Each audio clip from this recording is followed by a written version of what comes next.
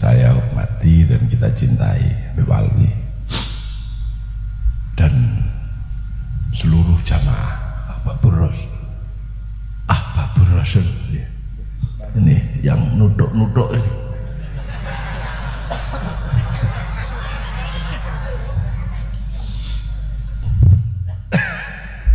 Saya masih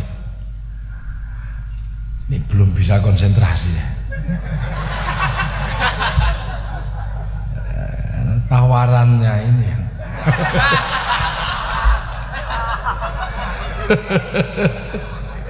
saya ketemu presiden nggak grogi, dengan tawaran ini grogi.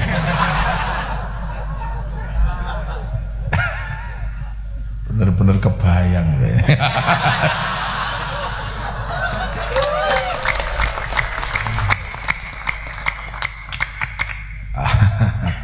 Bismillahirrahmanirrahim. Bismillahirrahmanirrahim. Salatu wassalamu ala Rasulillah Sayyidina Muhammad ibn Abdillah wa ala alihi wa ashabihi wa azwajihi wa dzurriyyatihi wa ahli baitihi man tabi'ahum bi ihsan ila yaumil qiyamah. Hadirin hadirat yang berbahagia, satu keterangan yang cukup gamblang tadi telah disampaikan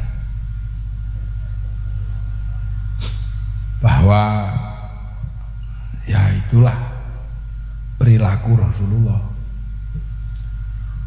sebuah perilaku yang akhirnya di dalam Al-Quran disebut laqad kana lakum fi rasulillahi uswatun hasanah. Cuman saya kadang ini kalau terus mau ngajak mari mencontoh Rasulullah itu mikir saya, mari kita mencontoh Rasulullah, mikir benar-benar saya. Rasulullah itu baik-baiknya manusia, kita ini belasak-belasaknya manusia. Kadang saya mikir, orang-orang ini Beb, jangankan nyontoh Rasulullah, nyontoh penjenengan aja susah. Loh, nyontoh itu, jangankan nyontoh Rasulullah, nyontoh penjenengan itu susah, alimnya susah. Makanya kadang yang dicontoh paling jenggotnya, paling gitu aja kan mudah. Itu nyontoh-nyontoh yang mudah, kupluknya, itu paling yang bikin gondrongnya, itu paling. Tapi kalau nyontoh daleman, ini susah. Makanya mencontoh Rasulullah itu ya nggak ya gampang-gampang susah. Kalau nyontoh jenggotnya ya bisa, tinggal dibiarkan aja ya berjenggot juga. Jubah ya tinggal beli. Yang susah itu nyontoh akhlaknya Rasulullah. Ada orang diludahi kok, yang ludahi nggak ada dicari. Saya nggak berani mencontohkan, terus mari kita mencontoh Rasulullah, nggak berani. Kenapa? Ya apalagi orang sekarang susah memaafkan, karena nggak bisa memaafkan akhirnya reuni.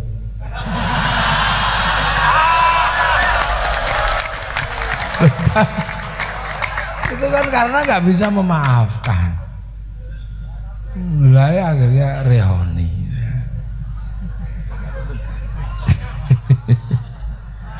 Makanya besok lagi kalau pacaran putus sebut alumni, jangan mantan. Kalau mantan nggak bisa reuni. Coba kalau alumni pacarku reuni.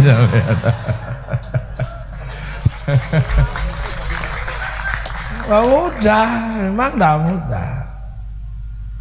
Nggak mudah memang. Kalau nyontoh ya gampang lah, nyontoh dohirnya, surahnya mudah. Jubah tinggal beli. Yang susah itu mencontoh Rasulullah. Rasul itu nggak pernah bohong. Terus tiba-tiba saya pidato sini, mari kita contoh Rasulullah, jangan bohong. Nggak tega saya. Lah kita ini nggak bohong sehari-hariawan. Bisa. Itu baru. Rasul itu kan teladan. Rasul Gimana nyontohnya saya nggak berani, susah. Saya nggak kebayang Rasul itu kayak apa, nggak kebayang. Kalau ceritanya sih saya dapat ceritanya bahwa Rasul itu contoh, tapi saya nggak berani untuk ya. Karena Rasul ini dalam teori sosiologi, ya ini untuk membuktikan saya habis ngaji di tempat presiden. Bila bisa bilang sosiologi, antropologi.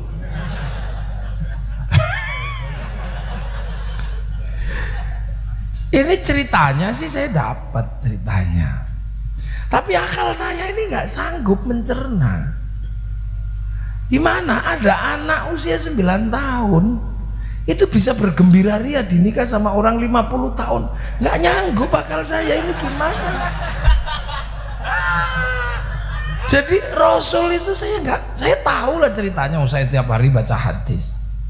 Berapa kali saya baca bolak balik, mau dari belakang itu apa? Bahwa Siti Aisyah adalah istri Rasulullah yang paling cantik, anak konglomerat, muda, baru usia 9 atau 10 tahun. Rasulullah usia 50. Ceritanya tahu saya, tapi yang nggak bisa saya cerna itu kok ada anak usia 9 tahun, 10 tahun dinikah sama orang 50 tahun kok riang gembira. Kalau orang sini bunuh diri. Loh. Jadi jangan sampai ini, jangan sok-sokan ngerti Rasulullah. Maka jangan menurut Rasulullah, nanti dulu. Nggak kebayang ya. Sampai sekarang tak pikir itu gimana dulu ceritanya. Ini makanya banyak yang mengatakan Rasulullah itu tukang sihir kalau nggak paham. Suasana batin dan psikologi Rasulullah waktu itu kayak apa? Nggak kebayang saya. Sampean coba usia berapa? Berapa usianya? 18. Coba dapat suami umur 40 gitu.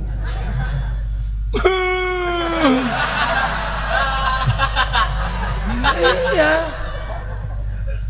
Udah deh. Nah ini itu contoh. Ceritanya kita dapat sampai, tapi kita nggak ngerti situasi psikologi apa waktu itu yang terjadi. Kok ada anak usia 9 tahun 10 tahun dinikah orang 50 kok riang gembira sambil joget itu, coba. Padahal dia bukan orang jelek, dia gadis tercantik di Makkah. Ya, dia adalah anak konglomerat, bukan karena terbelit utang. Emang tarling. Udah kan gitu. Terus sampean bayangkan lagi, ada Sayyidina Umar.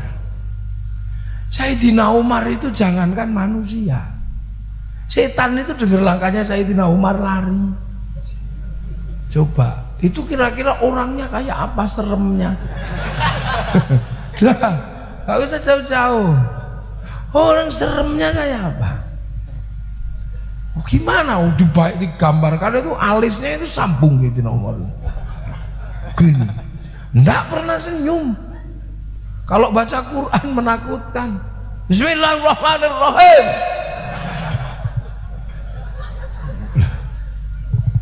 Kalau khutbah ittaqullah, lari semua orang semasjid, saking kerasnya. Lu sampai Sayyidina Ali itu nadar, kalau orang kok keras begini, kalau mati ditanya Mungkar Nakir jawabnya apa gitu. Loh, makanya kuburan Sayyidina Umar setelah meninggal di kuping gitu. Itu denger itu, tapung keramat. Assalamualaikum. Salam. Siapa? Mungkar Nakir ya Umar. Ada apa? Ya nanya. Nanya apa? Ya marrobuka. Ya Allah. Nah ngapa lagi, udah itu aja katanya kan.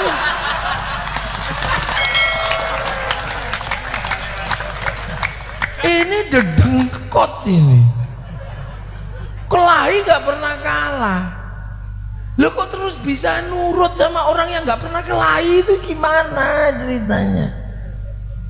Habib masih galak, masih gagah, gondrong serem gini. Rasul kan wajahnya aja tersenyum. wajahnya basam, punya wajah yang tersenyum. Nah itulah yang membedakan Rasulullah sama Abu Jahal. Jubahnya mirip-mirip aja, wajahnya yang beda. Rasul wajahnya tersenyum, Abu Jahal wajahnya kayak orang kebelet ngising.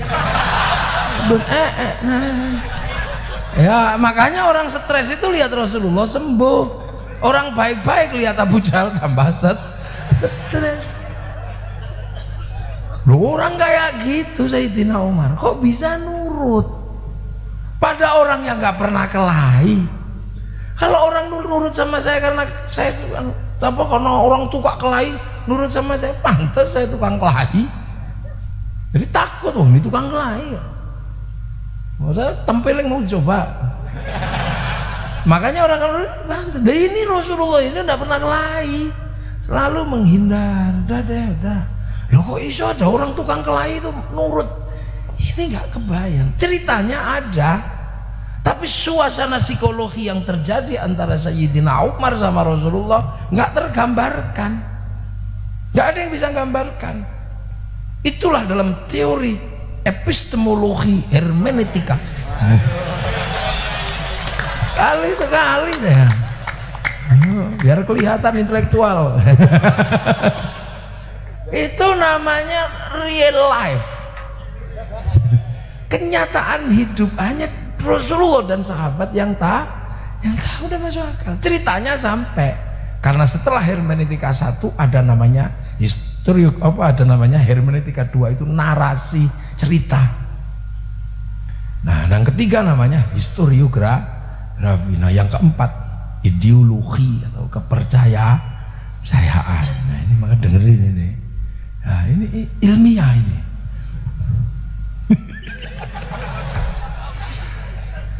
Ya, untuk nutup grogi ini.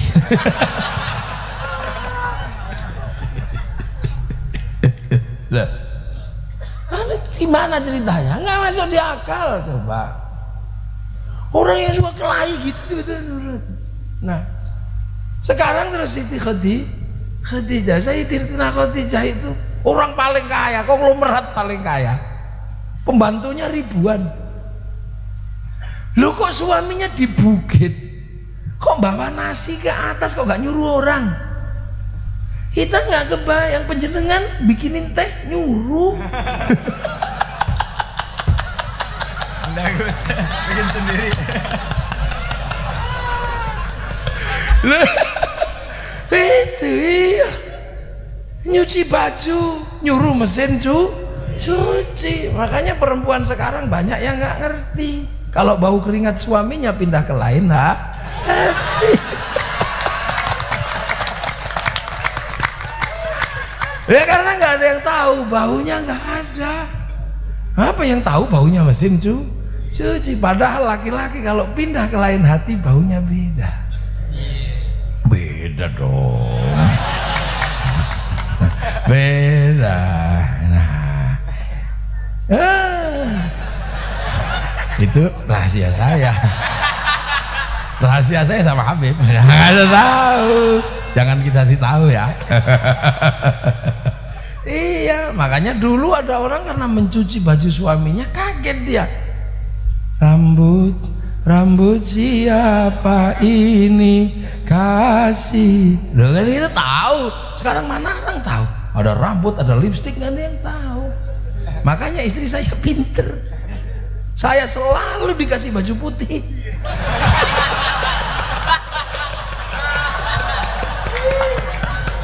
Kalau ada lipstik nempel ketahuan kita ini.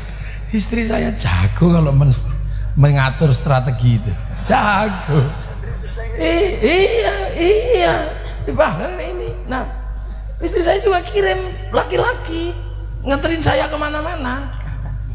Dan dia patuhnya sama istri saya, bukan sama saya. Ini direkam. Dia lihat di sana.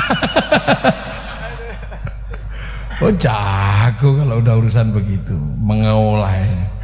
Lah Siti Khadijah ini orang paling kaya, konglomerat, bawa makanan sendiri naik ke atas gunung. Kok nggak nyuruh orang?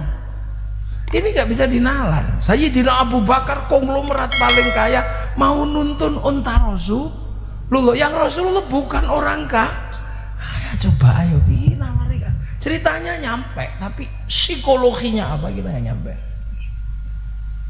Makanya Rasulullah ini dianggap tukang sihir, dan inilah yang membuat sampai hari ini 100 tokoh dunia ditempati oleh Rasulullah, karena perangkat sosial Rasulullah tidak memungkinkan untuk melakukan hal-hal yang tidak masuk akal. Bukan raja, bukan panglima perang, tapi mampu nyuruh 300 orang pergi menghadapi 3.000 orang.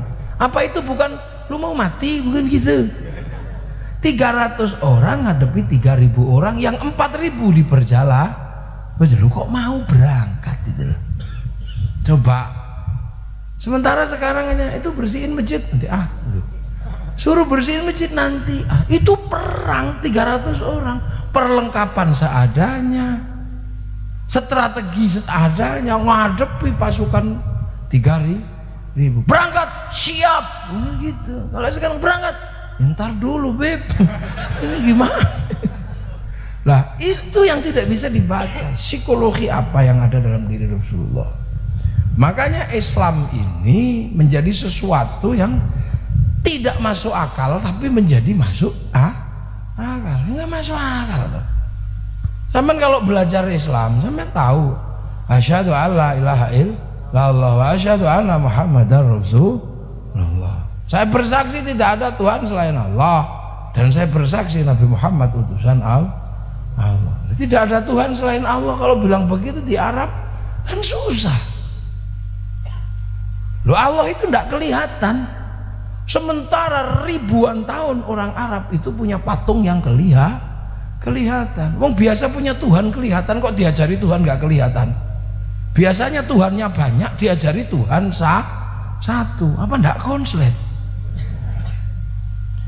Iya, biasanya Tuhannya banyak, diajari satu, susah memahaminya. Seperti saya, biasa istri satu ditawari banyak, pusing juga saya. Nggak biasa.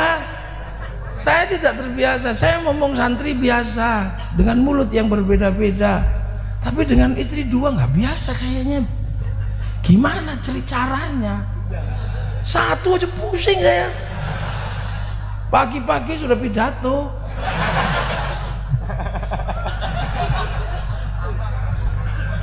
Iya. Nah itulah makanya waktu saya mau nikah, ingat betul. Mungkin gara-gara itu ya. Saya mau nikah itu disuruh ngaji kitab Qudulujen.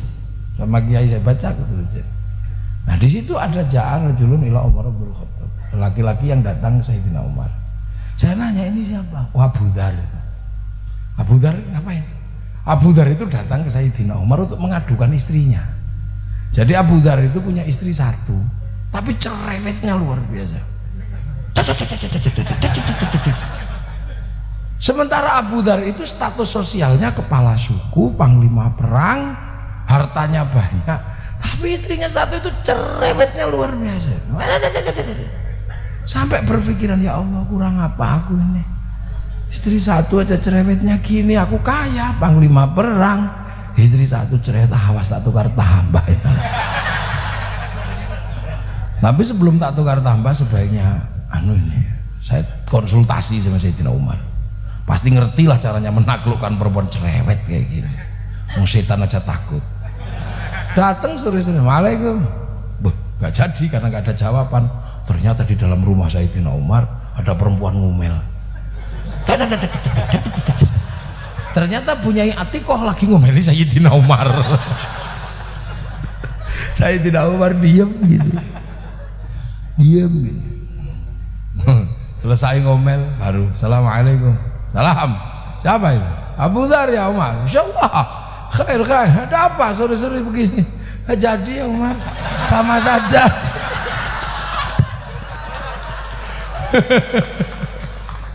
Akhirnya apalah, disitulah maka kemudian Sayyidina Umar ditanya sama Abu Dzar, ya Abu Dzar apa? Ya Umar apa Abu Dzar? Aku nggak bayangin kamu kok kuat diomeli istrimu begitu. Nah ada pertanyaan gitu, Bunyai Atikoh datang.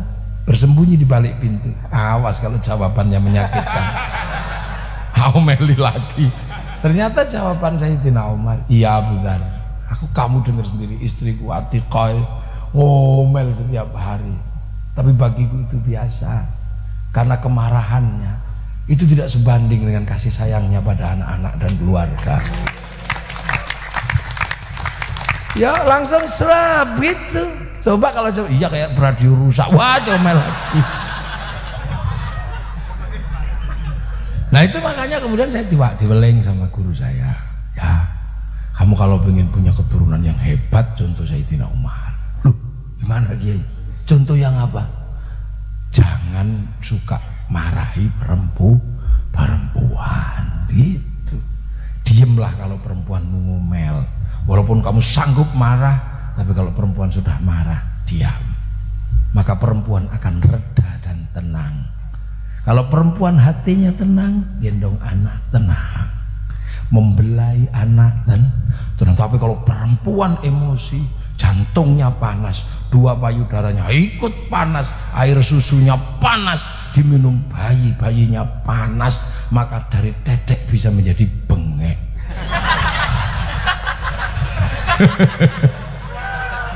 Nah itu, ya benar, dibilang saya, kamu jangan suka marahi perempuan. Perempuan itu sawah itu harus selalu teduh dan dingin karena untuk nanam. Apalagi kalau sudah ditanami, jangan dibakar, tanamannya kebakaran. Iya, makanya perempuan ini seperti sawah, biar tanamannya bagus, aliri air yang bagus, kasih pengairan yang indah, pupuk yang indah. Maka perempuan jangan sekali-sekali nggak pegang uang. Lagi dikasih uang biar hatinya tenang. Kalau hatinya tenang, ngomong anak juga dan jangan dimarahi. Sawah nggak boleh dibakar, harus tetap tenang. Makanya kalau perempuan lagi marah itu biasa aja, nggak usah heran loh dia buang sampah. Nah laki-laki ini kan tempat sampah. Kalau sampahnya buang jangan ditutup biar sampahnya nggak masuk. Lah itu, lah kenapa perempuan itu hidupnya stres? Stres nggak ada, laki-laki sih enak. Perempuan dititipi anak 9 bulan di dalam perut. Kita beb titip anak, habis itu pergi ngerokok kemana? Lah iya kan? Iya bapak tuh ini enak. Perempuan nanggung 9 bulan, tengkurap gak enak, miring gak enak, ini loh nungging gak enak, apa aja gak enak. Setelah itu bertarung mempersiapkan apa? Kelahiran. Setelah itu gendong anak gini, aduh ya Allah. Pagi-pagi istri saya sudah pidato, yang dipidatoi anaknya. Dan saya kadang itu gayanya kayak bela anak. Istri ngomel gitu, jangan lah anak kok dimarahi terus, biarin. Gitu. Iya, ngomel pokoknya kalau udah terkait itu ngomel. Saya cuma diam aja. Nanti anak saya dibangunin, dicubit nangis, gitu. Terus dijejer di kamar mandi, disemproti. Habis itu ditulang satu-satu gitu. Pakai sepatu salah apa-apa salah pergi. Nah saya pernah sekali ngomel sama istri saya, jangan gitu ngurus anak yang baik. Rumah itu berantakan. Sudah ya Allah. Jangan gitu ngurus anak yang bagus. Tiba-tiba istri saya itu gak pernah begitu, aku dipegang tanganku. Mas, apa? Marah ya aku terserah. Tapi aku pingin satu saja. Apa? Kita beralih. Aku jadi laki-laki, Mas jadi perempuan. Saya bilang, ya sehari aja ya. Ya benar sehari saja. Aku yang ngatur strateginya. Ya terserah, pokoknya kita berganti peran. Engkau ibu, aku bapak. Nah terus, ya terserah Mas gimana. Oh ya sudah, aku ngerti caranya. Ini ada uang 10 juta. Pergi kemana terserah. Kamu cari teman-temanmu yang paling kamu kenal, ajak makan. Tapi berangkat dari rumah, jangan sampai anak-anak tahu. Jam 2 malam sudah harus pergi dari rumah ini. Cari temanmu, ganti aku yang akan jadi ibu. Waduh. Dah istri saya langsung menyetir mobil wes sama temen-temennya. Wah tadi nyaman saya. Ada tamu, anak masih tidur. Begitu subuh mulai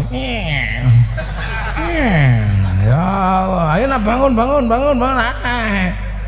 Yang pertama ditanya, ibuku mana?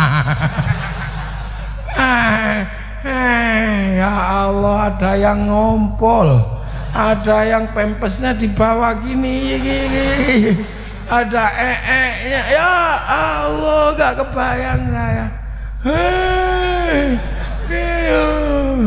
Wah itu ke kamar mandi, dimandiin kenyepen, kedinginan. Waktu didulang kebesaran saya dulangnya, piringnya dilempar. Ya Allah, sudah saya gak kebayang. Bis itu, ya Allah dia ngompol, remote AC dibuang. Aduh lipstik ibunya habis untuk ngecat tembok. Terus baju ditarik, ya Allah. Jam 10 udah mendekati menyerah saya. Kuat aku. Tapi kan harga diri.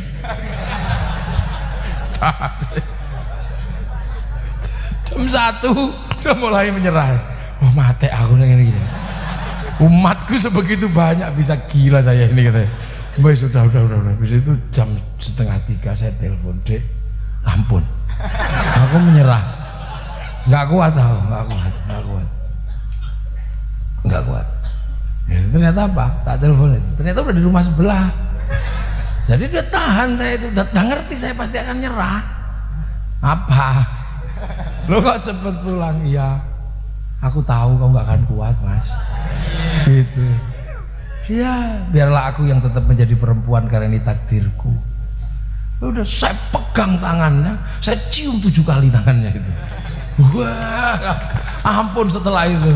Makanya saya membayangkan istri 2 nggak berani saya.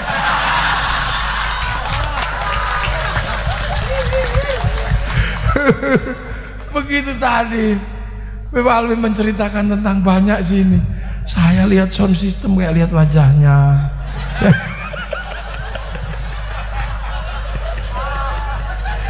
Makanya saya tadi, Bapak ya Ibu, ya jangan bikin perempuanmu marah. Nanti itu kalau perempuanmu marah, panas tubuhnya, redam kemarahannya. Jangan sampai sawah itu terbakar. Makanya saya ini kadang pernah sekali, Masya Allah nggak kebayang. Sama istri saya itu kolahi. Ini serius ini. Pagi-pagi saya bilang, Dek, nanti kan kawinan santri, tolong dandan yang cantik. Jangan sampai kalah cantik sama santri ya. Dandan habis subuh sampai jam 7. Ini saya nggak ngerti, belum pernah istriku dandan sebegitu lama.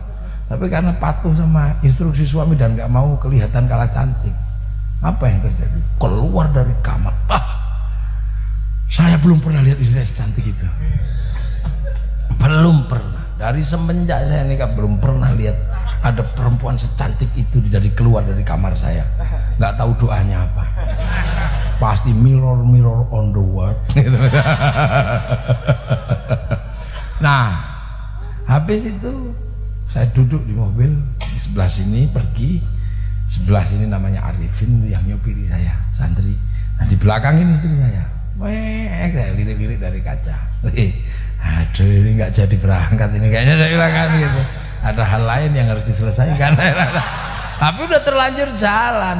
Ya Allah, begitu berhenti di lampu merah, tak lirik istriku. Begitu habis lirik istriku, lihat ke depan saya. Ternyata di depan situ di lampu merah ada perempuan cantiknya luar biasa. Rambutnya merah, kacamatanya diubun-ubun. Ini masalah. Langsung nggak ada rimnya. Ya Allah, pin iku lono wedok kok ayu deh. Ini ya itu nggak pakai nunggu detik. Tiba-tiba dari belakang ini saya dicubit kerasnya loh. Nah gitu dasar matanya laki-laki. Aku sudah dandan dari pagi, gak ada yang muji. Itu perempuan sudah tersembunyi masih kelihatan dasar matanya laki-laki. habis itu udah air matanya keluar semua, udah berunteng semua. Habis cubit. Ini pengalaman saya. Dan saya nggak mungkin menarik kalimat saya, enggak dek, nggak mungkin dong, saya udah ngomong. Iya. Akhirnya saya nggak bisa apa-apa. Sekini mau dicubit di sini. Wah, saya cuma bilang sambil mutar otak ya. Karena namanya santri dulu, putar otak. Salah kata. Iya dik. Apa ya? Dasar matanya laki-laki. Untung bukan dasar mata kiai gitu. Dasar matanya laki-laki. Perempuan sudah tersembunyi begitu masih kelihatan. Iya, aku lihat dengan jelas bahwa di situ ada perempuan cantik. Tapi dia sudah tersembunyi, Mas. Apa selalu begitu matamu? Iya, karena aku laki-laki. Perempuan cantik tersembunyi kayak apapun pasti aku tahu dan mampu melihat. Karena kalau aku nggak mampu melihat perempuan cantik dan tersembunyi, mana mungkin aku dulu menemukanmu.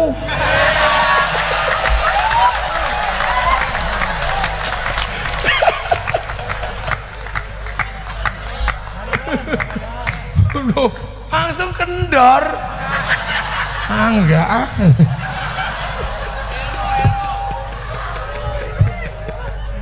Lah itulah. Itu ya Allah kadang gitu. Nah itu makanya rendah. Nah inilah saya Dina Umar itu. Makanya kita tidak usah kaget-kaget. Laki-laki gagah. Dia juga gayanya aja. Saya tahu kok. Makanya kalau ada pawangnya. Jadi memang ini kita nggak bisa membayangkan Rasulullah itu dengan teori-teori hadis yang ada itu adalah ceritanya. Situasi psikologisnya nggak bisa kita tangkap. Bayangkan Islam itu mengajarkan sesuatu yang nggak bisa, yang nggak dikenal oleh orang Arab sebelumnya. Orang Arab itu jarang mandi. Tiba-tiba Islam nyuruh mandi toharoh pakai air di sebuah tempat yang nggak ada air. Coba. Orang minum aja susah, suruh mandi, suruh jinabat. Padahal air aja susah, minum itu loh susah, malah disuruh buang air untuk mandi. Iya kalau orang sini jinabatnya sebulan sekali, orang sana semalam 8 kali. Karena makanannya kambing, sini kan terong. Nah, tempat yang panas seperti itu disuruh puasa. Tempat yang panas disuruh buka kepala kalau lagi tawaf. Di mana syahwat terhadap perempuan begitu tinggi, kalau tawaf perempuan malah disuruh buka muka. Syahwatnya tinggi. Sementara pada saat yang sama, yang laki-laki disuruh pakai baju nggak ada jahitannya. Coba. Itu kalau mau melakukan sesuatu kan tinggal wes gitu aja. Coba. Wih, lu gitu bisa dipatuhi sama orang Arab, bisa dipatuhi gitu. Loh ini kan ceritanya gimana? Makanya kalau bisa cerita bisa, tapi yang paham siapa? Ya orang yang hidup bersama Rasulullah. Maka yang bisa mencontoh Rasulullah adalah orang yang hidup bersama Rasulullah karena ngerti suasana batin di mana Rasulullah ada. Kalau kita katanya, kalau kita kan cuman katanya, kita nggak pernah ketemu Rasulullah, ya cuman katanya. Bintang kecil di langit yang biru, amat banyak menghias angkasa.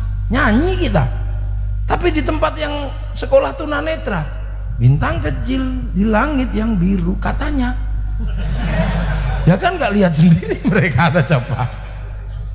Nah generasi kita ini sudah generasi katanya. Makanya jangan sok-sokan. Menurut Rasulullah, iya menurut Rasulullah kita tahu ceritanya, tapi nggak ngerti situasi psikologisnya.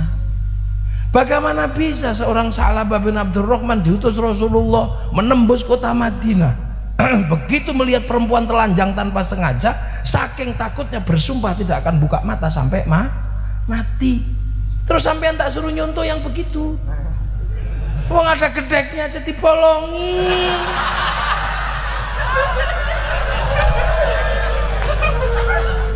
Enggak lah. Sorry ya, enggak gitu. Udah. Lalu kita mau ngomong apa? Coba, ayo. Kita ngomong apa? Kita bisa cerita. Makanya kiai-kiai tidak pernah mari kita langsung mencontoh. Enggak ada kiai, enggak. Kita ini sudah tidak ketemu Rasul, ketemunya para habaib begini ini.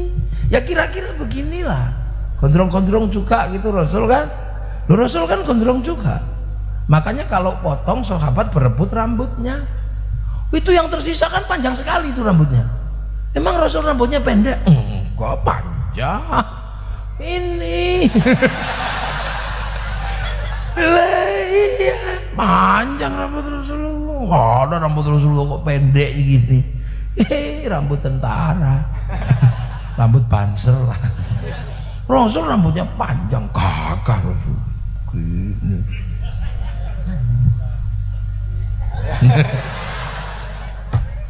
Katanya, nah makanya gitu katanya, makanya orang kalau masih memahami prinsip maulidir Rasulullah itu orang Makkah, lahir di Makkah, diperingati lahirnya karena ada di Makkah, orang akan tahu bahwa Rasul itu orang Makkah dan kita ini orang Indonesia. Tahu yang ketemu Rasulullah ya sahabat itu, ya itu yang paling ngerti Rasulullah. Suruh tidur, ya udah tidur ya Rasul. Tidur, matilah. Sayyidina Ali. Nah, itu yang nggak bisa kita cerita, yang kita bisa nilai psikologinya ceritanya ada. Loh, makanya yang bisa nyontoh Rasul ya Rasulullah. Ya sahabat yang hidup bersama Rasulullah. Lah kalau kita sudah katanya. Makanya kalau kita mengatakan Rasulullah, kata siapa? Menurut siapa lo? Makanya ketika kita berbicara Rasulullah selalu ada kata an. Dari mana? Dari sini. Rasul ngapain? Rasul nyuruh apa? Ya pokoknya nyuruh menurut ini. Ya tulis saja itu, tulis. Apa? Amarona Rasulullah Shallallahu Alaihi Wasallam kata. Nah apa? Gak boleh. Dari siapa? Dari sini. Udah. Nahana Rasulullah Shallallahu Alaihi Wasallam. Nah ini bareng sama Rasul, tulis aja nama Rasulullah Shallallahu Alaihi Wasallam nafalu.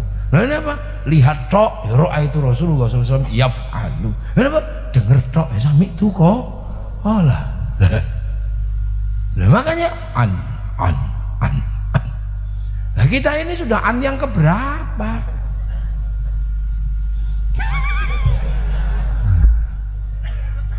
Nah, sudah. Makanya tergantung kalau kita dari siapa, dari Kiai Hasyim ya Nahdlatul Ulama. Kalau kita katanya Kiai Dahlan ya jadi Muhammadiyah. Kalau katanya Habib Rizik ya jadi FPI. Kalau katanya Pak Sukino ya jadi MTA kan gitu aja. Kalau katanya Pak Amin Rais ya jadi PAN. Ini tergantung katanya, makanya. Nah kebetulan kita ini katanya Kiai Hasyim Asy'ari yang sudah teruji keilmuannya, yang hafal Kutubus Sittah, Sahih Bukhari, Sahih Muslim, Sunan Abu Dawud, Nasai, Tirmidzi, Ibnu Majah. Baca itu Hasyim Asy'ari orang Jombang. Di Indonesia ada satu lagi perempuan namanya Syekhah Fatimah Al-Falimbani, Palembang. Selebihnya ya paling hafal 2, hafal 3. Tapi suaranya banter ya. Ada yang hafalnya cuma 1, kullu bid'atin dhalalah. Tapi apa saja hadisnya itu aja. Iya. Kayak kunci Inggris. Problem kunci apa saja, kuncinya cuma itu aja. Nah, kenceng. Nah, itu. Kullu bid'atin kullu. Nah kalau kita sih jawabnya enak, innamal a'malu binniyat. Lah itu. Lah makanya kalau yang menurut Kiai Hasyim ini ya kita bisa lihat, makanya orangnya enak, longgar, karena banyak ngerti. Nah kalau yang ini ngertinya cuma 1 aja. maka cepat mati. Lah kayak ibu-ibu dalam rumah tangga kalau ngertinya cuma masak gulai, itu gulai aja 2 bulan stroke. Loh kalau kiai ngerti apa-apa enak. Menurut ini oh begini, kamu kalau sholat gimana? Kentut, ya sudah. Gak kepepet, ya kepepet, ya sudah ikut Sayyidina, ikut Imam Malik. Tapi kalau kamu ikut Imam Malik jangan gelegean ya. Karena kalau Imam Malik itu batalkan wudu. Nah kalau Imam Syafi'i malah nggak apa-apa. Makanya kalau kita ngentutan ikut Imam Malik aja nggak apa-apa. Tapi kalau suka ikut Imam Syafi'i. Nah yang susah itu udah ngentutan juga gelegean, nah ya susah. Imam Samudra.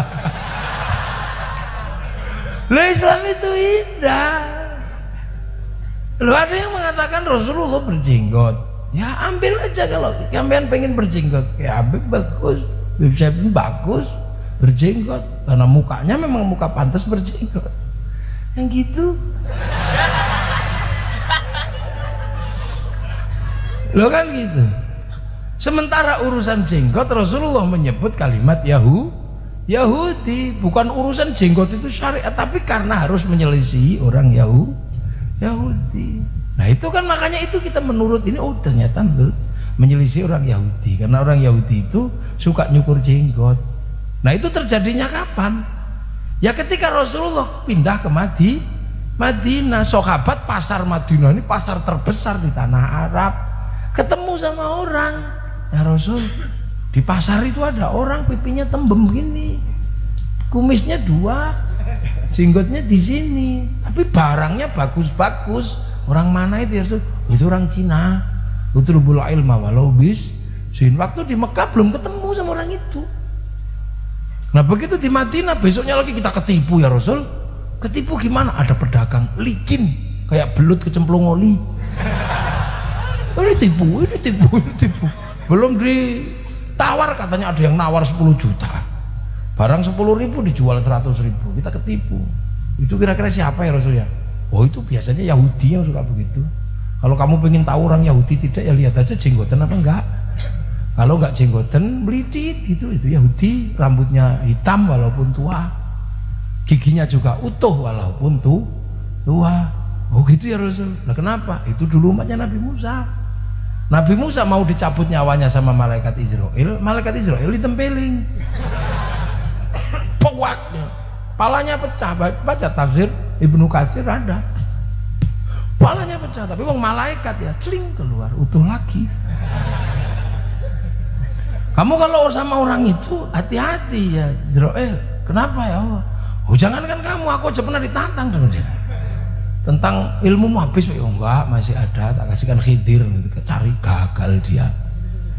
Maka yang sopan kalau ketemu dia lagi, iya ya Allah. Datang malaikatnya, Assalamualaikum ya Musa. Apa minta tempelin lagi? Enggak, nyawamu sudah expired. Oh yang bener dong. Besok lagi bilang, yang coba cabut. Udah, malaikat yang lain yang bilangin, rambutmu sudah putih, gigimu sudah rontok, terus jenggotmu udah semrawut kayak gitu. Itu tandanya udah expired, udah waktunya. Oh ya udah kalau gitu cabut, dicabut. Begitu dicabut, orang Yahudinya mikir, nah ini jalan keluarnya. Akan ku semir rambutku, akan ku perbaiki gigiku, akan ku cukur jenggotku, biar kalau malaikat Israel datang, oh belum waktunya, gitu. Lah itu ada dalam kitab-kitabnya Bani Israel, namun nggak pernah baca soalnya. Orang Bani Israel itu makanya banyak yang mati itu digundul sama dicabuti giginya, biar kalau mati dikira bayi. Makanya ada cerita malaikat Mungkar Nakir kaget, oh ada bayi mati, kadang ada bulunya, diserahkan sama malaikat Ridwan. Ya Ridwan ada bayi mati agak besar. Bukan bayi. Ini digundul, ini dicukur, enggak lah protapnya begitu kalau gak ada giginya bayi. Bukan, ini bukan bayi, ini gundul. Enggak, ini bayi pokoknya tak serahkan kamu lah. Enggak bisa, sebelum kamu pergi tak ces dulu. Kamu kalau pengen tahu gimana caranya, gampang, aku kan punya bidadari banyak. Bidadari turun ya, nggak usah pakai baju. Nah bayi yang besar itu doing, no one dipilek. Nah itu ada dalam kitabnya orang Bani Israel. Jadi makanya tafsir Bani Israel itu masalah, suka-suka dia aja. Lo termasuk Bani Israel menggambarkan perbedaan laki-laki dan perempuan.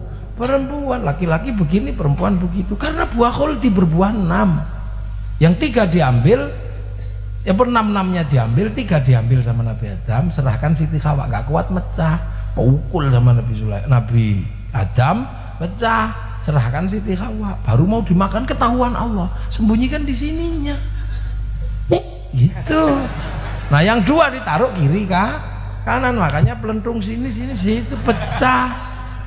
Nah yang laki-laki Nabi Adam panen 1 ketahuan, dilek 1 di sini nyantol. Nah yang 2 dipetik masih ada gagangnya, sembunyikan sini, udah kan? Lah itu makanya dilarang tafsir Israiliyat itu untuk nafsiri Quran karena iseng mereka itu. Lah ya makanya ulama-ulama yang tahu bahwa oh ternyata ada problem jenggot dengan orang Yahudi.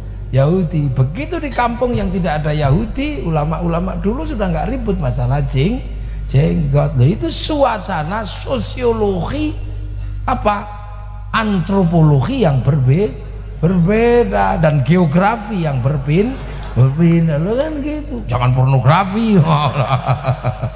Dah inilah. Nanti kalau ngaji begini tuh lupa kadang saya bisa begini. Itu beda. Makanya nggak ribut. Makanya kemarin Kiai Said sampai mengatakan jenggotan itu goblok. Itu zaman kalau nggak paham akan ribut. Seolah-olah melawan syar'i, bukan. Di Surabaya itu, di Jawa itu kan banyak makam wali. Tiba-tiba ada orang-orang iseng mengatakan Wali Songo tidak ada. Oh tidak ada itu Wali Songo. Pak Wali Songo fiktif. Karena sebelum Wali Songo Islam sudah masuk ke Indonesia lewat jalur mana? Lewat jalur dari Aceh. Nah ya rusuh tuh. Wali Songo dibilang nggak ada. Nah yang bilang begitu jenggotan semua. Ada bahasa lama jenggotan, ada inisialnya siapa tadi? Ada istilahnya, ada inisialnya BR, BS, Badrus Salam. Ketularan saya sama website ini, ketularan saya. Nah, itu mengatakan Wali Songo tidak ada SB Subhan Bawazir. Enggak jadi inisial Bawazir. Ini sih sial. Ada namanya Zainal Abidin. Ini juga brewon. Nah makanya terus Kiai Said mangkel, dasar orang kalau jenggotan ini goblok. Sehingga nah orang ini balas Kiai Said yang goblok. Orang Wali Songo, apa penerus Wali Songo kok mengatakan orang berjenggot itu goblok? Padahal seluruh Wali Songo itu berjenggot. Loh, katamu nggak ada. Kok sekarang jadi berjenggot? Nah inilah. Bisa, makanya kita ini jadi orang. Kita ini sesuai pangkatnya masing-masing, mengikuti Rasulullah dengan gayanya masing-masing. Ada gaya pengikut namanya sahabat. Makanya ada tingkatan namanya ahli sunnah wal jamaah. Ahli sunnah itu tetap tingkatannya beda-beda wal jamaahnya. Wal jamaah pertama sahabat, wal jamaah berikutnya apa? Tabi'in, wal jamaah berikutnya tabi'at tabi'in, jamaah berikutnya tabi'at tabi'at. Nah, kita ini wal jamaahnya siapa? Wal jamaahnya ulama. Wong kita ini ketemunya sama ulama. Kalau kita ketemu Rasulullah namanya sahabat. Sahabat itu apapun bentuknya sahabat. Mau pinter, mau bodoh, mau apa ya sahabat. Tapi kita ini ketemunya ulama, bahwa kita ini yang kita hadapi, kita ketemu di generasinya ulama yang disebut oleh Rasulullah warasatul anbiya. Lah namanya pewaris kan harus punya sertifikat, itu aja kan. Dari siapa? Oh dari guru saya. Gurumu dari mana? Dari Kiai Hashim. Kiai Hashim dari mana? Dari Kiai Asy'ari. Kiai Asy'ari dari mana? Dari Kiai Khairan. Kiai Khairan dari mana? Dari Kiai Abdul Wahid. Dari mana? Ya Abdul Halim. Dari mana? Itu dari Yai Sofyan. Dari mana itu dapatnya? Dari Yai Jabar. Dari mana? Dari Yai Abdurrahman Sambu. Dari mana? Ya Abdul Halim. Dari mana dapatnya? Dari Sunan Geseng. Dari mana? Dari Sunan Kalijaga. Dapat dari mana? Sunan Bonang. Dari mana? Dari Sunan Ampel. Dari mana? Babrohim Asmorokondi. Dari mana? Syed Jumatil Kubro. Dari mana? Syed Muhammad. Dari mana? Syed Ahmad Jalaluddin. Dari mana? Syed Abdul Malik yang menurunkan klat Azmat An ini. Mau dibantah? Yo. Klan beliau ini dari Syed Abdul Malik. Lo mau dibantah? Lo itu ada yang bantah kemarin, tak tari orang. Jangan gitu dong. Nah itu dari mana? Dari Syed Alawi Amil Faqih. Dari mana? Syed Ahmad Sokhib Mirbat. Dari mana? Syed Ali Khuliq Qasam. Dari mana? Syed Alwi. Dari mana? Syed Muhammad. Dari mana? Syed Alwi. Dari mana? Syed Ahmad Al-Muhajir. Dari mana? Syed Aisyah Naqi. Dari mana? Syed Ubaidillah. Dari mana? Syed Muhammad. Dari mana? Syed Ali Uraidi. Dari mana? Kan gitu terus ditanya. Dari Syed Ja'far Shadiq. Dari mana? Syed Muhammad Bakir. Dari mana? Syed Ali Zainal Abidin. Dari mana? Sayyidina Hasan Husain. Dari mana? Dari Sayyidina Ali. Dari mana? Ini yang dapat dari Rasulullah Muhammad sallallahu alaihi wasallam. Lah kita ini wal jamaahnya ulama, betul. Ulama-ulama bikin organisasinya ya Nahdlatul Ulama. Wong pangkatnya cuman pangkat muridnya ulama. Kamu itu kalau muridnya Nabi, kamu Nahdlatul Sahabah. Lah itu lo makanya orang NU ini nggak gampang konslet karena tahu urutan maulid dan urutan khol. Ibarat kepegang sirotol mustaqim, tidak kehilangan sirotol ladzina an'amta alaihim. Memang itu tidak dibuat oleh para ulama, dibuat agar kita tidak kehilangan kontrol bahwa kita punya generasi yang berbeda, gayanya berbeda. Jangan kemudian ini zaman Rasul gak ada, ini zaman Rasul gak ada, ini zaman Rasul gak ada. Mukamu itu gak ada di zaman Rasul. Ya Allah, kadang itu sok-sokan orang-orang. Nah ini makanya maulid, khol bagi generasi milenial ini sangat dibutuhkan. Begitu zaman milenial ini sangat dibutuhkan. Kenapa? Orang bisa tidak butuh siapa-siapa di generasi milenial ini. Dulu zaman saya ngaji mesti ketemu guru. Sekarang nggak perlu ketemu guru, makanya ilmunya dapat, akhlaknya hilang karena ketemu sama Google. Ngajinya tongkrong di atas WC. Ini percepatan kehidupan yang luar biasa. Dulu kita bersama, kenapa? Dengerin radio sahur sepuh, satu radio didengarkan 50 orang. Kita lihat TV, berbanyak orang kampung lihat. Sekarang itu hilang semua karena apa? TV sudah kalah sama internet, sama gadget, sama apa. Ini loh generasi milenial. Kalau kita nggak waspada, milenial killing everything. Milenial ini membunuh segalanya. Manusia terbunuh semua. Pak Pos habis sekarang dibunuh sama milenial. Dulu nganterin surat, sekarang kalah sama SMS. Dulu saya waktu kirim surat sama kekasih saya itu, saya cari kertas pink, tulis warnanya harum, cari Pak Pos. Makanya ada lagu Pak Pos, gini kan, Pak Pos ada, kita berikan. Habis itu seminggu berikutnya kok lewat Pak Pos, dapat balik. Oh enggak, ternyata berdebar-debar. Wah, maka generasi zaman saya ini kalau sudah cinta masuk ke hati. Kenapa? Warna cinta itu menyakitkan, gak bisa ketemu. SMS, surat gak dibalas, sampai rindu itu sampai menyakitkan. Rindu itu seperti membunuh sudah. Kita bisa menggigil karena cinta, karena gak ketemu. Lihat tiang listrik seperti lihat wajahnya. Makanya orang-orang tua seusia kita kalau berkomitmen kita bisa pegang karena cinta itu sampai di sini.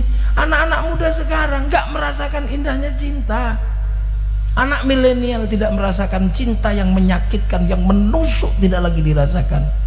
Karena cinta begitu mudah dikeluarkan, begitu rindu langsung kirim wajah kita, pet. Langsung bawanya peke. mah lah. Bodoh sekali. Lah, supermarket itu nanti juga habis. Karena anak sekarang bisa belanja online. Anak saya usia 14 tahun sudah tidak pernah, jarang belanja di Indonesia. Belanjanya ke Kanada. Anak saya. Iya, usia 14 tahun kalau belanja ke Missouri. Kemarin belanja dari Kanada. Saya tanya, berapa nak harganya? 17.000. Itulah sewu tuh ke Kanada. Apa? Peniti gitu. Loh itu terus ongkosnya berapa? Kita nggak kebayang. Loh itulah masa depan. Nah itu kalau terjadi dalam agama sangat beresiko, karena orang bisa belajar langsung dari sumber, kehilangan jarak yang jauh, kehilangan ruang dan waktu. Makanya orang sekarang langsung mari kita belajar kembali kepada Rasulullah. Kenapa? Karena bisa baca Quran dan Sunnah dalam kitab yang langsung dibaca. Kalau nggak bisa ya cari terjemahan. Dunia dilipat semua hari ini. Dulu kalau mau baca koran nunggu korannya Pak Lurah selama seminggu baru bisa kita baca. Dulu zaman segitu dan gitu baca koran. Sekarang nggak bisa. Pengen lihat Afrika dulu nunggu flora dan fauna. Di TV. Lah sekarang kamu mau lihat dunia dari sini cukup. India keluar, bokong India keluar, tengu India keluar. Loh ini dunia saya nggak butuh siapa-siapa. Nah dalam agama pun orang menjadi mudah belajar langsung menurut Rasul begini, menurut Rasul begini. Makanya banyak sekali orang sekarang yang kehilangan ruang dan waktu, kehilangan jarak. Hasilnya apa? Ya orang ini menjadi orang-orang yang tidak lagi memahami bahwa ada perjalanan panjang. Islam itu melalui proses wal jamaah yang berbeda. Langsung ahli sunnah. Ya nggak apa-apa kalau kuat. Tapi lama-lama sebagian konslet. Tahu-tahu jadi teroris gitu kan. Makanya dulu para ulama bangun dibikin khol, akhirnya ziarah kubur guru. Hasilnya apa? Mencintai tanah di mana gurunya bersemayam. Pada saat itulah tumbuh namanya cinta terhadap tanah air. Itu mekanismenya. Kita ini puluhan bangsa yang berbeda-beda. Maka semuanya dibikin bagaimana bersatu. Makan tumpeng biar bersatu. Ingkung ayam biar bersatu. Loh ini yang dulu dilakukan oleh para ulama. Nah sekarang orang langsung cheat gitu. Dia nggak ngerti. Makanya taunya wawajataka dolam fahada. Dia tidak tahu al-amin, tidak tahu apa itu. Ini yang kayak gini ini. Makanya para sekarang masih langsung kembali pada Quran dan Sunnah. Ya karena apa? Dia bisa belajar langsung kepada Quran dan Sunnah. Dia lupa bahwa Quran dan Sunnah itu tumbuh dari psikologi manusia pada zamannya. Nah, itu makanya jangan heran sekarang. Balik sana, nah ada bid'ah. Nah beliau saya senang, beliau kupas satu-satu. Nggak sempet kalau saya. Nggak sempet ya ngupas, nggak sempet. Karena saya selalu grogi kalau lihat ini. Grogi. Nah inilah. Nah makanya orang yang suka maulid, suka khol, nggak pernah lupa lompatannya itu nggak terlalu jauh. Masih punya guru di kampungnya apa. Yang lain langsung melompat. Makanya orang-orang yang konslet itu nggak suka mulutan, ya kan, nggak suka khol. Akhirnya lupa bahwa dia kedudukannya muridnya ulama. Langsung gayanya kayak muridnya Nabi. Asyida'u 'alal kufar ruhama'u bainahum tarahum ruk'an sujada yabtaquna fadlan minallah wa ridwanan simahum fi wujuhihim min atharis sujud. Langsung kalah sama orang kafir. Ya itulah. Nah ini makanya untung kita diajari metodologi meruntut ruang dan waktu. Selamat akhirnya. Nah ini loh, bahwa maulid sesungguhnya adalah produk sosial Untuk apa? Membuat manusia tidak kehilangan kontrol dalam ruang dan waktu yang berbeda. Nggak mau, ya mau mengsle, langsung konslet. Kita nggak punya listrik, yang punya listrik orang luhur sana. Maka orang sini bangun tiang sama trafo, kabel tiang trafo, kabel tiang trafo. Masuk rumah kasih meteran, paket berapa yang kamu butuhkan? 300 apa 250 apa 600 apa 900 apa 1300. Dari dalam rumah itu kita colokkan TV-nya selamat. Walaupun kita ngerti kabel gede di situ ada setrumnya, jangan bledos TV-mu. Nggak pakai madhab lah, kalau nggak pakai madhab terus katanya siapa? Enak banget. Ya inilah kadang kita ingetin juga susah karena mereka pinter, bisa baca. Makanya ya udah, kadang saya udah deh orang-orang kayak gini nanti lama-lama juga kembali. Akhirnya sekarang banyak yang udah kembali, kapok sudah. Dulu Sayyidina anti, sekarang mau Baginda Nabiyina mau, tapi belum Sayyidina. Setelah tahu dalil la taj'alu du'a ar-rasuli bainakum ka du'a ibadukum Allah. Tumpeng nggak mau, sekarang nasi kotak mau. Ingkung ayam nggak mau, tapi suwiwi tok mau. Itu, ya kan? Suwuk nggak mau, tapi ruqyah mau. Mau semua sekarang. Ilaruhi nggak mau, tapi semoga arwahnya mau. Alat musik nggak mau, tapi mulut mau tum. Namanya nasyid. Makanya kalau mereka selalu mengatakan mari kita kembali kepada Quran dan Sunnah, ya kembalilah, wong kamu pernah pergi.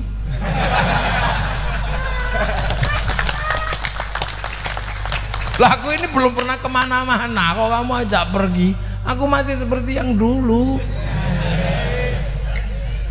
Nah kan itu loh, makanya kalau kita ini muridnya ulama punya strategi berbeda. Ya gitu, strateginya berbeda. Maka awal jamaah kalau di tingkatan ulama ya ada tambahan-tambahan. Sholat ya pakai pujian. Kenapa? Karena awal jamaahnya masih di sawah. Robana ya Robana, sambil ngantuk. Habis itu sholat, karena kita awal jamaah Indonesia jaraknya jauh, sinyalnya kan kadang datang kadang enggak. Allahu Akbar, sinyalnya enggak utuh, ada bakso lewat hilang sinyalnya. Oh bakso, ada yang kentut sinyalnya hilang. Apalagi kayak saya, sinyalnya mesti hilang bolak-balik. Allahu Akbar, waduh nanti masih ngaji lagi. Duh. Makanya apal jamaah kita habis sholat apa? Ya ditambal, wong bocor semua. Pakai zikir. Ada yang protes. Zikir kok begitu? Rasulullah dan sahabat kalau zikir diem. Ya Rasulullah sama sahabat ditetring sama Rasulullah.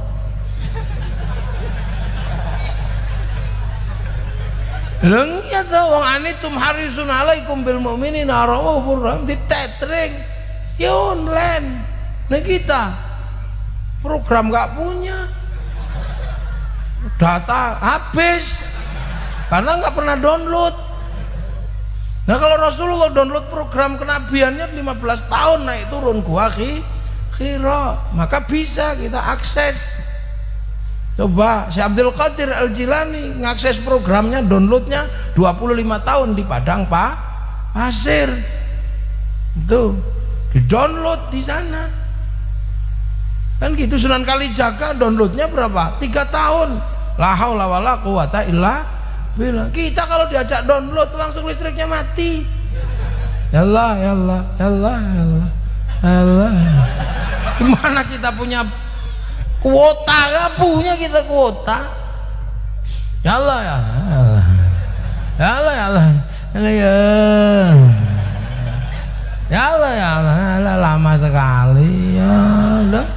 Makanya kita nggak pernah punya paket data, kita nggak pernah download, kan gitu. Makanya suka cari wifi gratisan. Dia ada kiai datang, barokah, nah gitu lah, itu wifi gratisan. Iya, sukanya ngakses program orang. Ila hadrati Syekh Abdul Qadir Al-Jilani itu kan .co.id. Lah itu makanya jangan sok-sokan, orang nggak punya paket data kok diem begini. Yang netring siapa? Ya tidur. Nah inilah maka wal jamaah kita ini coraknya adalah corak yang sangat indah. Puasanya beda. Kalau di Arab sana kalau puasa keluar rumah lihat batu khusyuk. Di sini keluar rumah lihat jambu, lihat belimbing, daripada nggak khusyuk tidur aja deh kamu. Dalilnya apa ya? Naumuso imin ibadatun. Ya sudah, tidurnya orang puasa itu ibadah. Nah, begitu tidur terus kiainya sepi, cari pasar beli mercon. Nah makanya kalau ada orang merconan nggak usah dimarahi, karena itu perangkat ahli sunnah wal jamaah. Itu kan sama lah, inilah. Yang nggak kayak gini jangan dilupakan. Haji mana? Ya ke alun-alun Kerawang. Nanti ngantrinya lama pakai kain ihram. Labbaik Allahumma hajjan, kabarnya triplek. Itu wal jamaah Indonesia. Nah seperti malam ini sholawatan itu apa? Agar kita dikenalkan oleh ulama kepada Rasul. Loh, itu jarak yang sangat panjang ini. Makanya ada yang kanjeng Nabi Muhammad lahir di Mekah dina ni Senin 12 Mulud tahun gajah. Ada yang marhaban ya nurul aini, marhaban yang muda. Wassalamun